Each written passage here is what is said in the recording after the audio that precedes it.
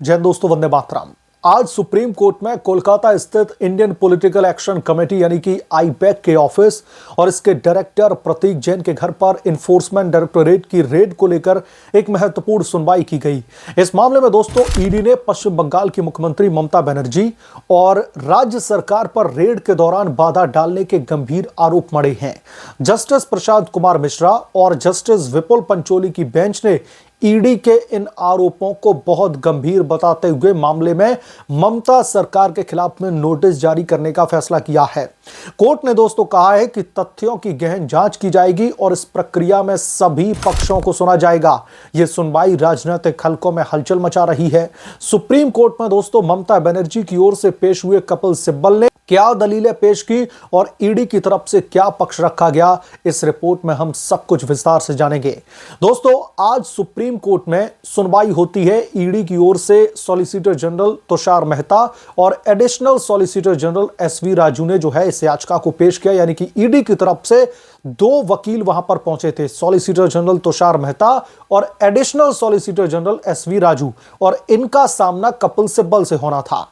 उन्होंने कोर्ट को यह बताया कि 8 जनवरी को जो रेड की गई थी उसके दौरान मुख्यमंत्री ममता बनर्जी खुद मौके पर पहुंचती हैं, इलेक्ट्रॉनिक डिवाइसेस तथा दस्तावेजों को अपने साथ में लेकर के वहां से भाग जाती हैं। ईडी ने आरोप लगाया कि इससे जांच में बाधा पड़ी, सबूतों के साथ में छेड़छाड़ की गई और एजेंसी के अधिकारियों का मनोबल जो है गिरा है। मेहता ने कोर्ट से यह भी कहा कि ईडी के अधिकारी अवैध कोयला घोटाले की जांच कर रहे थे, लेकिन राज्य पुलिस ने उनके मोबाइल फोन तक उनसे छीन लिए और मुख्यमंत्री पूरी पुलिस फोर्स के साथ में अंदर घुस गई। दोस्तों ये जांच एजेंसी के काम में सीधे तौर पर रुकावट है। ये सुप्रीम कोर्ट में आज सुनवाई के दौरान ईडी की तरफ से पक्ष रखा गया। उन्होंने कहा कि ममता बनर्जी और शीर्ष पुलिस अधिकारियों के खिलाफ में डकैती, लूट और चोरी जैसी धाराओं में एफआईआर दर्ज की जाए। कोर्ट रूम में हुई बहस काफी तीखी रही। दरअसल सुप्रीम कोर्ट ने ईडी से पूछा कि आप वहां पर किस उद्देश्य के साथ में गए थे, क्या यह कोयला घोटाले से जुड़ी हुई जांच थी? इस पर मेहता ने जवाब दिया कि जी हां जज साहब, ये 2742 करोड़ रुपए के मनी लॉन्ड्रिंग के केस से जुड़ा हुआ मामला है जो अवैध कोयला तस्करी पर आधारित है। कोयले का भुगतान कैश में किया गया था और हमने एक हवाला चैनल की पहचान की थी।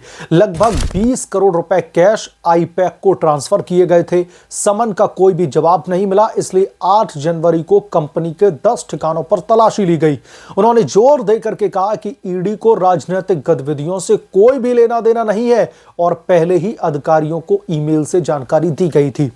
अब ममता बनर्जी का पूरा झूठ, पूरा कच्चा चिट्ठा एक्सपोज हो चुका है। ईडी अचानक से जाकर के वहां पर नहीं आधमकी थी, बाकायदा आईपैक को समन जारी किया गया था। ईमेल के जरिए भी जानकारी दी गई थी कि हम रेड मारने आएंगे। पश्चिम बंगाल की सरकार की ओर से सीनियर एडवोकेट कपिल सिब्बल ने पक्ष रखा। उन्होंने कहा कि आईपैक डायरेक्टर प्रतीक जैन के लैपटॉप में चुनाव से जुड़ी सारी जानकारियां थी। मुख्यमंत्री सिर्फ वो लैपटॉप और आईफोन लेकर के वहां से गई हैं, बस इतना ही। इसके अलावा और उन्होंने कुछ नहीं उठाया। वैसे हरी फाइल वाली जो तस्वीर चारों तरफ वायरल हो रही है वो नहीं देखी क्या सिब्बल साहब ने? उन्होंने कहा कि उन्होंने रेड में कोई भी बाधा नहीं डाली। कोयला घोटाले में आखिरी बयान फरवरी 2024 में दर्ज किया गया था। तब से ईडी क्या कर रही थी, ये सिब्बल ने पूछा। चुनाव का समय अचानक जो है कार्रवाई का क्यों बच जाता है? सिब्बल ने यह भी तर्क दिया कि आईपैक के पास में टीएमसी की कई महत्वपूर्ण जानकारियां हैं और ईडी को पता था कि वहां पर पार्टी से जुड़े डेटा मौजूद होंगे। इस पर सुप्रीम कोर्ट ने मजाकिया लहजे में कहा कि अगर चुनाव के दौरान मनी लॉन्ड्रिंग होती है तो ईडी की क्या गलती है? यानी कि कोर्ट ने भी सीधे सीधे कपिल सिब्बल के उस तर्क को खारिज कर दिया जिसमें वो कह रहे थे कि चुनाव आते हैं तो ईडी कार्रवाई करने लगती है। दोस्तों कोर्ट ने कोलकाता हाई कोर्ट में 14 जनवरी को हुई सुनवाई पर भी चिंता जताई, जहां पर ईडी की याचिका पर सुनवाई के दौरान अव्यवस्था हुई थी। ईडी ने बताया कि हाई कोर्ट में माइक बार बार बंद हो रहा था और भीड़ इकट्ठा करने के लिए बसें और गाड़ियां लगाई गई थी। इस पर सुप्रीम कोर्ट ने टिप्पणी की कि भीड़ ऐसे बुला ली गई मानो जंतर मंतर पर धरना देना हो। ईडी ने कहा कि वो हाई कोर्ट की सुनवाई से संतुष्ट नहीं है और इसलिए सुप्रीम कोर्ट में आए हैं। कोर्ट ने दोस्तों ईडी की मांग पर विचार करते हुए कहा कि अवैध रूप से ले जाए गए सभी इलेक्ट्रॉनिक रिकॉर्ड्स स्टोरेज, मीडिया और दस्तावेजों को जब्त करके सील किया जाए। यानी कि ममता बनर्जी जो सबूत लेकर के वहां से भागी थी, उन तमाम सबूतों को सुप्रीम कोर्ट ने जब्त करने का और सील करने का फरमान जारी कर दिया है। सुनवाई के अंत में बेंच ने नोटिस जारी करने का आदेश दिया और मामले की अगली तारीख जल्द तय की जाएगी, यह बताया। दोस्तों, यह अपडेट राजनीतिक रूप से संवेदनशील है क्योंकि ईडी ने मुख्यमंत्री पर सीधे आरोप लगाए हैं जो पश्चिम बंगाल की राजनीति को प्रभावित कर सकते हैं।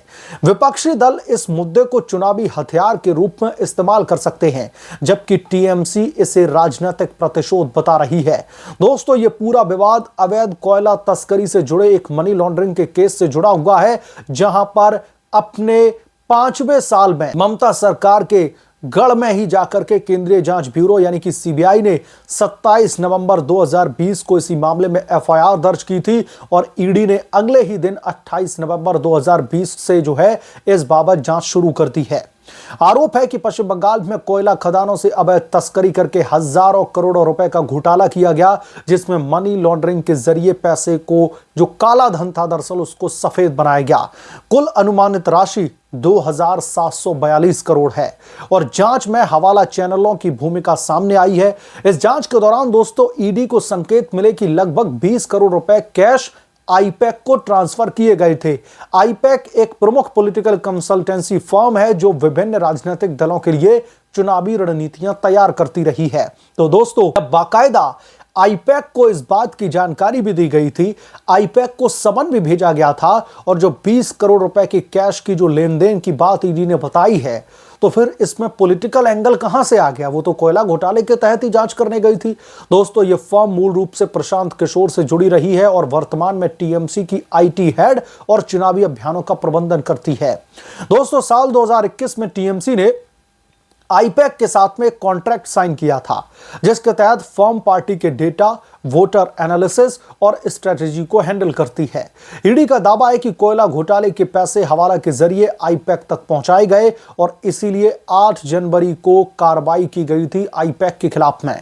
उस दिन ईडी ने आईपैक के 10 ठिकानों पर छापेमारी की थी। पश्चिम बंगाल में 6 और दिल्ली में 4 जगह पर सुबह 6 बजे कार्रवाई शुरू होती है।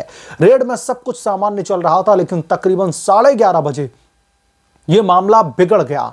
सबसे पहले कोलकाता पुलिस कमिश्नर प्रतीक जैन के आवास पर पहुंचते हैं और उसके बाद में मुख्यमंत्री ममता बनर्जी खुद लाउडन स्ट्रीट स्थित उनके घर पर पहुंच जाती हैं। ममता कुछ देर वहां पर रुकी भी और बाहर निकलते समय उनके हाथ में हरी रंग की फाइल भी दिखाई दी। लेकिन आज कपिल सिब्बल सुप्रीम कोर्ट में कह रहे हैं कि वो तो सिर्फ लैपटॉप और आईफोन लेकर के निकली हैं, इसके अलावा तो जज साहब उन्होंने कुछ उठाया ही नहीं। तो वो हरी फाइल क्या थी? इसके बाद में वो आईपैक के ऑफिस भी गई। ईडी का आरोप यह भी है कि इस दौरान राज्य पुलिस ने ईडी अधिकारियों के मोबाइल छीन लिए, सबूतों से छेड़छाड़ की गई और मुख्यमंत्री ने जांच में बाधा उत्पन्न की। ममता बनर्जी ने मीडिया से कहा कि गृह मंत्री मेरी पार्टी के दस्तावेज उठवा रहे हैं, जिससे राजनीतिक तनाव और बढ़ गया। ईडी ने दोस्तों दावा किया कि उन्होंने पार्टी दफ्तर से कुछ भी जब्त नहीं किया और उनकी कार्रवाई सिर्फ कोयला घोटाले तक ही सीमित थी। हालांकि टीएमसी का कहना है कि ईडी की टाइमिंग संदिग्ध है क्योंकि चुनाव नजदीक हैं और आईपैक के पास में पार्टी की संवेदनशील जानकारी है। प्रतीक जैन जो ममता बनर्जी की पॉलिटिकल स्ट्रेटेजी तैयार करते हैं, इस मामले में केंद्र में बने हुए हैं। ईडी ने पहले समन भेजे थे, लेकिन उसके बाद में जवाब न मिलने पर रेड मारी। तो जब समन भेजा जाता है और आप केंद्रीय एजेंसियों को ठेंगे पर रखना चाहते हैं, आप समन का जवाब नहीं देंगे, तो उसके बाद में ईडी ने 14 जनवरी को कोलकाता हाईकोर्ट में भी याचिका दाखिल की, लेकिन वहां पर भी सुनवाई में अव्यवस्था हुई।